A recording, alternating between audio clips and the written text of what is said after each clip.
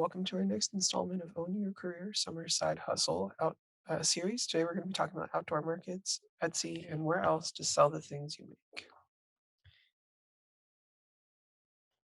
So, a quick overview. We're going to talk about determining your niche, developing a business plan, choosing a name, selecting a business entity, define your products and services, getting proper licenses, permits, and insurance, deciding where to sell, and getting small business grants or loans, and then order and organizing supplies. Now, we're not going to go into depth into all of these, but I'm going to offer tons of resources along the way about where you can find out more information about each step in the process. There will also be a link in the description that will take you to a Google folder that has some additional information, including a document that has links to the various web pages that we talk about throughout this presentation. So the first thing you need to do is to determine your niche. You need to determine if you want to focus on a specific product or service, or if you want to focus on a theme across multiple types of products or services. For example, candles versus holiday decor. You'll want to look at the market in your area to determine if there is a space for your products in it. If there are already 5 places specializing in candles, you may need to look at another product or another approach. You don't want to be in a market that's already saturated with competition. Start with a focus to limit the amount of supplies that you need to carry for your products. By focusing in on what you want to do, picking a specific type of product or a specific theme, you can really look at the types of products you want to offer and try to develop an ordering plan that helps limit the number of supplies that you need to order or allows you to use the same supplier across multiple projects. The next step is to develop your business plan. So in the folder that's linked, there are a few examples of business plans as well as a template. So there are 2 examples of a traditional business plan and one example of a lean startup plan. The template is a traditional plan that includes some step-by-step guides for each section of the plan itself. So you'll want to determine which type of plan you would like to start out with. A lean startup plan is shorter, it's easier to complete, and it's much more focused. However, when applying for grants or loans or other startup capital, you may need to provide more information or you may be asked to complete a traditional business plan. The traditional business plan is more comprehensive and detailed. It's what most grants, lenders, etc., are looking for in order to provide money, but it is more time consuming. So we'll take a look at a couple of those. So here's a sample traditional business plan for this wood grain toy company. So you can see it goes over their executive summary, some information about their product, customers, future of the company, what they would like to do with it, mission, who all's involved, the type of legal structure, which we'll go over that. That's a business entity. Their marketing research, so that research on the different companies in the area that are offering similar things, how you're going to stand out based on what you're offering, that sort of thing. Some different regulations that you may need to follow or pay attention to, and then your product or service pricing, the life cycle of your product. And then you can get into your sales strategy, your marketing, and how you plan to communicate. So this is a sample startup business plan using the same company. So we see here, it's 1 page. It's much more concise. However, it also doesn't include a lot of the other information that showcases what you're planning to do and how you're planning to grow, as well as the research that you've done and completed. So this is a good place to start to kind of get your thoughts organized, but you still may need to do a traditional business plan.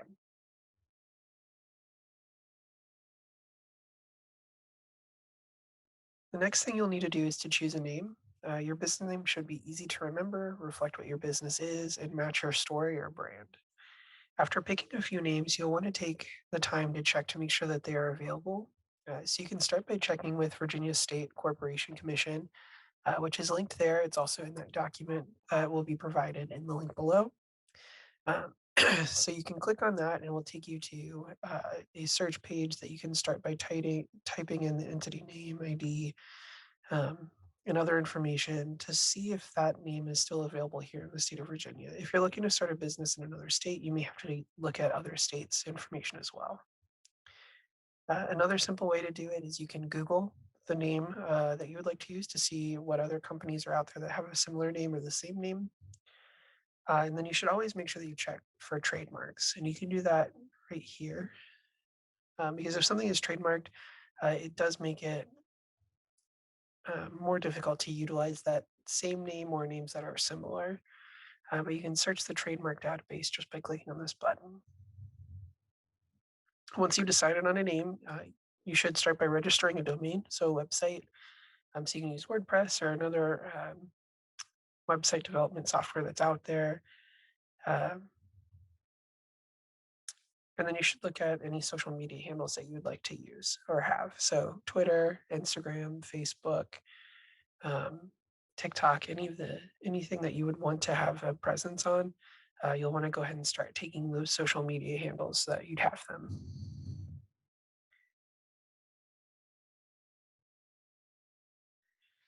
Right, so now we're going to get into the selecting a business entity. So there are multiple types of business entities to choose from based on the number of owners, liability protection, and if there will be any major investors. The most common for small businesses are sole proprietorships, partnerships, and limited liability company or LLC, or a single member limited liability company, SMLLC. Sole proprietorship is the most common for craft-based businesses because it is the easiest to set up, but it does mean that you're responsible for any debt the business incurs, as well as the possibility to be subjected to lawsuits. You can find out more about all the different business entities at the smallbusinessauthority.gov website. This will also be linked in that document for you below. It may be beneficial to consult with a business attorney or tax expert to determine what would be the right choice for your business. So making sure that you get some expert opinions to make sure that you're making the proper decision for the future growth of your company, what you have right now, and making sure that you have the protections that you need. Once you decide on your business entity type, you'll need to determine if you need to apply for a federal employer identification number through the IRS. You can use this guide to help decide that. One of the big hallmarks of it is whether you intend to have employees. So as you can see here, it kind of goes through some yes or no questions. If you answer yes to any of these questions, then you'll need to apply for that employer identification number. If you answer no to all of them, then there's no need to do that. The next step, you can follow a checklist that's provided by Virginia Tax. So this goes through everything you need to do in order to file to be a business. So the next step will be to define your products and services. So we talked about your niche earlier, but this is to get it more tailored. So NerdWallet recommends asking yourself uh, the following questions: what type of product services inspire you? What products or services do you have experience with? How do these product services fit into your niche? What's the market demand for these products or services? Where will be the best place to sell these products or services? What will you charge? Where will you purchase your supplies? How much will supplies cost? How much will production cost? Do you still need to research or develop your product? So some of this plays back into developing your business plan, some of that additional information in that traditional plan. The next thing you'll need to do is to get your proper licenses and permits and insurance. There are various licenses and permits that you may need at this local, state, and federal level, depending on what you plan to sell. So you can find some additional information at your local chamber of commerce or through the smallbusinessauthority.gov webpage, where they lay out what sorts of industries or products or services require federal, and then they have some additional resources around specifics for state. It may be necessary to get a home-based business license as well as an online seller's license. It's important to know that there is a difference. Some websites will not allow you to sell online unless you have an online seller's license, and that can also vary state by state. There are some additional restrictions around being able to sell certain products in certain venues. What if you don't have a home-based business license or a business license of some sort? Facebook often restricts being able to sell as a business if you don't have specific business licenses in place.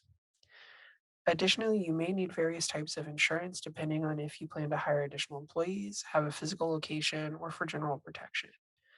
You can consult with a business attorney to discuss this information as well. So, everything from what sorts of licenses that you need, as well as what sort of insurance you should have.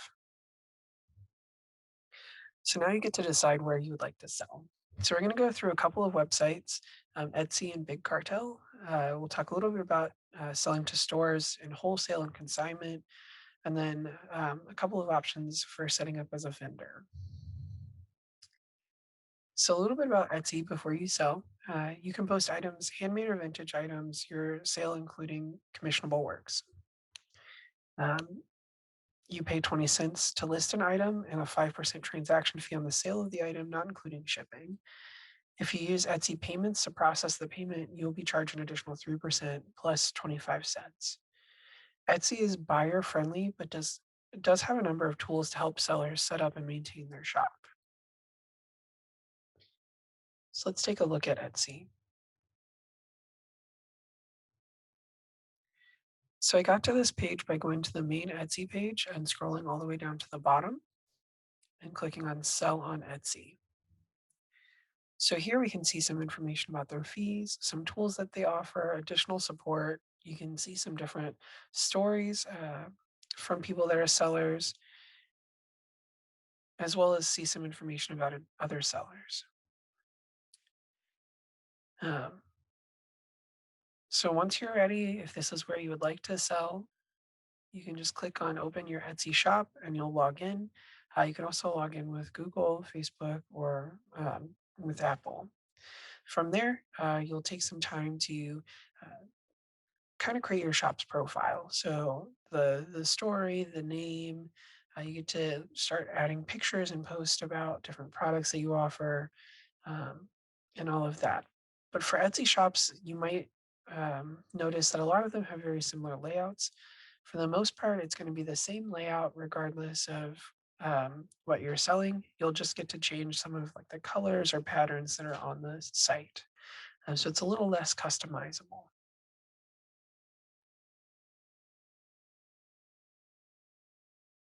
The next one I want to talk about is Big Cartel.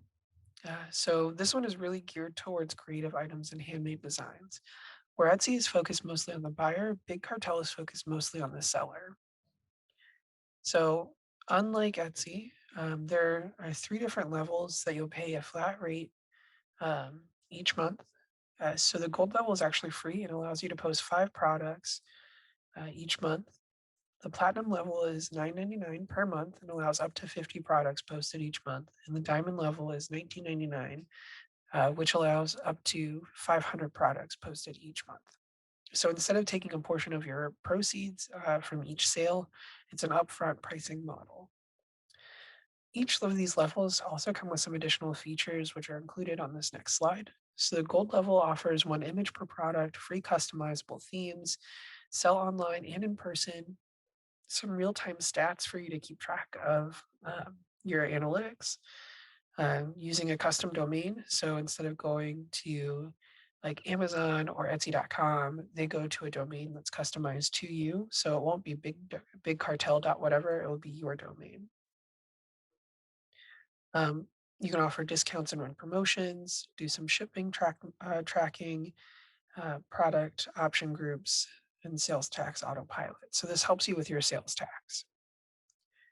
So if you step up to the platinum, you get 5 images per product instead of one.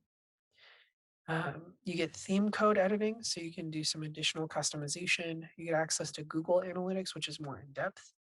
It can help you with your inventory tracking, do some bulk editing, so you can edit multiple items all at once. And then all the other things that were included in gold. So for diamond, um, it has all of the same options, but you get to post substantially more items per month. So let's take a peek. So I just searched Big Cartel. I didn't look for anything special. So this is right up front. Easy online stores for artists and makers. So it goes through everything that I just talked about with this structure. It talks about how it's made for makers and designers. You get to customize your shop, and it has all these different tools to help you out. They have some examples too. If you wanted to look at how other people have been setting up their shop, you can click on examples. You can also learn more about the company and look a little bit more in depth at their pricing structure. So when you're ready, you just hit open your store, you select your plan, uh, and then you enter your information. And from there, you follow the step by step guide that they provide in setting up your shop. Um, so substantially more customizable than some of the other options. So if you decide that you want to work more locally, more in person, you can work with local small businesses or small retail chains to see if they'd be willing to sell your items in stores. Not everyone will, and sometimes these are really difficult to get. We're going to talk about wholesale first. So, wholesale is the simplest way for a small home based business to partner with local businesses, but it also is really hard to come by. Essentially, you'll work directly with the store owner or manager to sell your entire inventory to them outright for a set price. So from there, the store owns your product, but you've made your sale. So you have no additional responsibilities in relation to that product. Going this route is guaranteed money for the product, but it may also be a lower price than they would sell for individually. So typically, when you sell wholesale, you're getting less for each item than you would selling each item individually. Selling through consignment is another way to partner with some small local businesses, small retail chains, and actually consignment shops. So, consignment is where you would ask for shelf space and maintain some of the profits from the items sold. The shop would then take a piece of the sale price in exchange for the space. You are likely to take away a larger percentage from this sale and get closer to the full amount of what the individual item would sell for. It is important to work out the details in the contract, such as how they will handle theft or damage of your inventory in their store to be sure you are not stuck taking the losses. So with this one, you have a little bit more control over your product. You have um, also have more risk with your product because the product hasn't been bought outright by the store. There's still opportunities for there to be some loss or damage to your product and have it impact your bottom line. Another option for selling is with farmers markets. They're all over and often have spaces for a number of different vendors selling different things. Usually they're outdoors and can vary seasonally on availability. With farmers markets, you are responsible for managing methods of payment, taxes, etc. You can apply to be a vendor at the two markets below here in Suffolk. So the Suffolk Farmers Market at the Visitor Center, and then the Bridgeport Farmers Market, which is up in North Suffolk. So if you go to those sites, you just click on apply to be a vendor for the 2021 season and fill out the information. You can also do this with other farmers markets. Some of them it's easier to find their application than others. It's important to just take a peek at where you want to sell and put your name out there and apply. Another option is to be a vendor at fairs, festivals, or other special events. So, similar farmers markets, you can apply to different fairs, festivals, and special events throughout the country. Often these draw large crowds, but are typically only for a day or a short period of time. So, unlike a farmer's market that would occur every week for a season or for a year, or different frequencies during different seasons of the year, these would typically be one day, 1 week, maybe 2 weeks, um, and then they're done for the year. You are also responsible for managing payment methods, taxes, etc. One of the big ones here in Suffolk is the Suffolk Peanut Festival, which is coming back this year, and they are now accepting applications for a number of different types of vendors. So if you're interested in applying to be a vendor at the Suffolk Peanut Festival, you can click that link, which will also be included in the document linked below, and go to the application. So if you hear about other fairs, festivals, or special events, you can always see if they have a vendor application. If not, you can always reach out and see if there's an opportunity for you to be a vendor at that event. Now, there are tons of more apps and websites. So a lot of the ones that we've talked about previously, Amazon, eBay, all of those, there are opportunities to sell your handmade items through those venues and set up your own shops and stores, depending on the platform.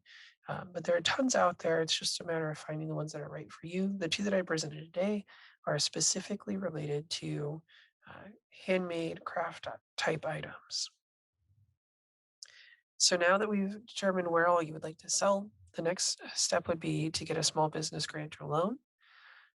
So small business loans are harder to get when you are first starting out, but there are tons of different options available. The reason they're harder to get is because they usually rely on some proof that your business is viable. Business lines of credits are more flexible than a business loan. You have a set amount of money that you can draw from to cover business expenses. So NerdWallet has a list of recommended small business loans and lines of credit, which you can see here. This will also be included in the information linked below. Another option is to get a small business credit card. This might be the easiest to get if you are a startup or do not have extensive credit history as a business. Often comes with an introductory period of 0% APR prior to the variable APR. NerdWallet also has a list of recommended business credit cards.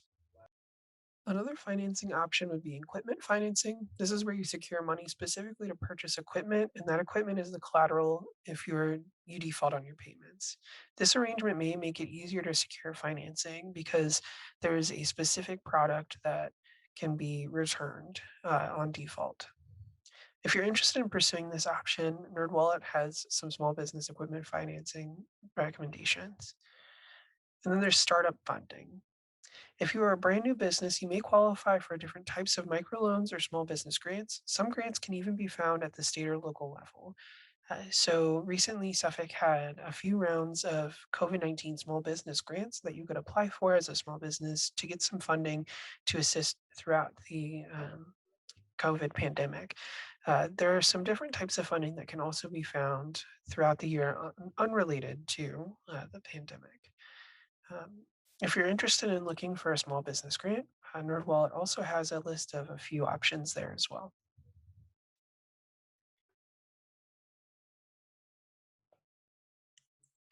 The next step will be to order and organize your supply. So you secured your funding, you have all the licenses and permits, you know where you're going to sell, you have your stores set up, and you're ready to start producing. You'll want to make a list of the things that you need and how much you'll need of each item. And then you'll want to shop around. You can still shop at your local stores, but you may want to look at wholesale suppliers to not only save money, but be able to buy items in the quantity that you need. You'll want to look at different suppliers to compare prices. This can also help you budget for future purchases. Don't be afraid to ask other sellers that are selling similar things where they like to shop. Once you have your items, you'll want to keep it organized and inventoried. You can use something as simple as a spreadsheet that you maintain. There are also tons of free apps or for cost inventory management apps. Check out the ones that NerdWallet recommends. These can help you make sure that you have enough supplies for the projects that you're currently working on. Check when you're getting low and need to reorder so that you're not caught with a large order that you don't have enough supply for. The last step is to start marketing and creating. Put your stuff out there, find ways to market your materials through boosted ads on Facebook or Etsy, by word of mouth, by making flyers to put out at local places, by having eye-catching designs and things that you can have out at your booths when you're at a farmer's market or a fair or festival. So here are some of the sources. So NerdWallet, Score, which is where the business plan template that is in that folder linked below it came from. The U.S. Small Business Administration, Suffolk Economic Development is also a great resource. They have a one-stop shop for small business owners as they're looking to start up small businesses or they're looking to continue and expand their business. Thank you again for joining. Our next installment is going to be all about your side hustle and taxes to make sure that when it comes tax time, you won't miss anything and end up owing money.